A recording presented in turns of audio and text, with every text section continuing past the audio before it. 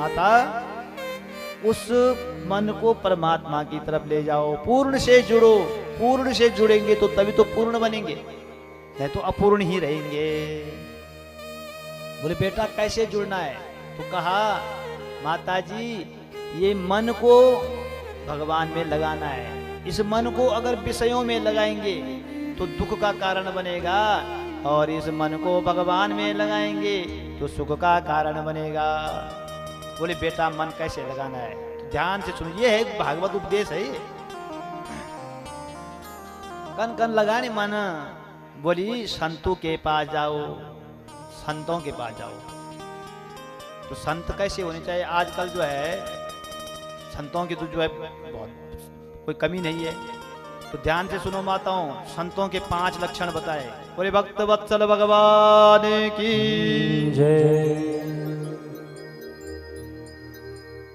कथा में कभी कभी नींद आती है तो बीच में जयकारा लगा दिया करो, क्योंकि आनंद है कथा में। जिसको कहीं देखो, जो नींद की गोली खाता है ना और उसको नींद नहीं आती है डॉक्टरों के पास, उसको कथा में आ जाना चाहिए, इंदिरा देवी कट हो जाती है।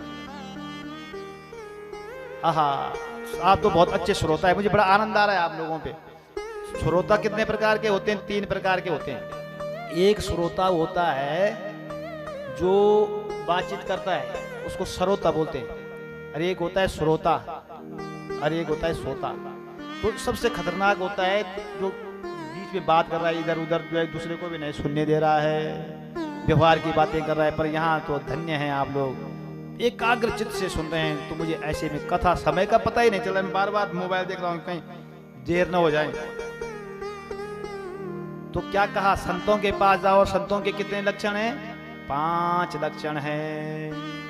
तितिक्षव कारुणिकाः सुहृद सर्वदेहिना अजात शत्रव शांता साधव साधुभूषणा। आहा, संत को जो असली संत होता है वो तितिक्षु होता है।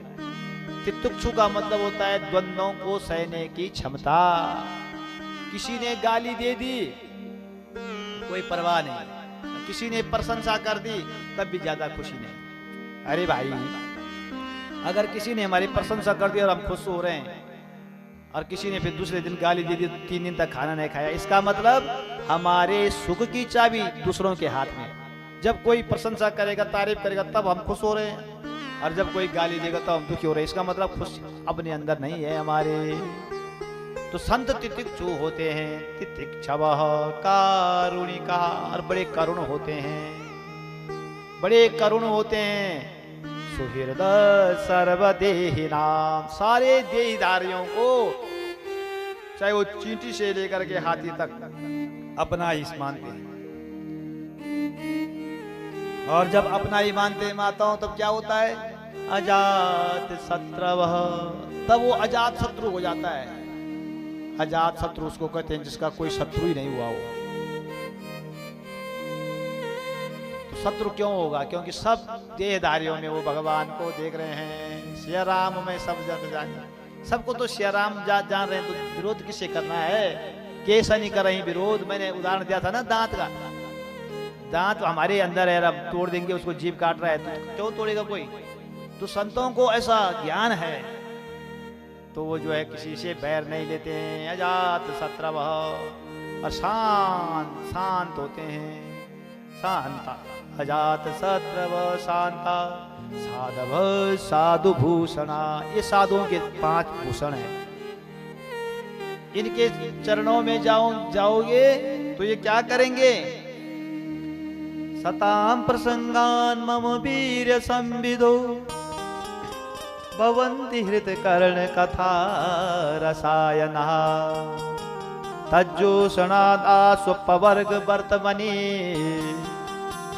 श्रद्धारतिर्भक्तिरनु क्रमिष्यति।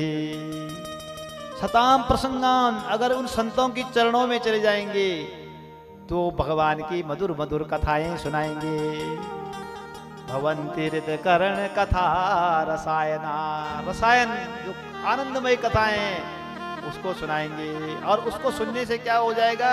हमारा अपवर्ग वर्तमनी, मोक्ष का मार्ग प्रशस्त हो जाएगा। श्रद्धा, श्रद्धा बनेगी, पहले भगवान के प्रति श्रद्धा होगी, फिर रति ही प्रेम होगा, फिर तीसरे नंबर पर भक्ति होगी।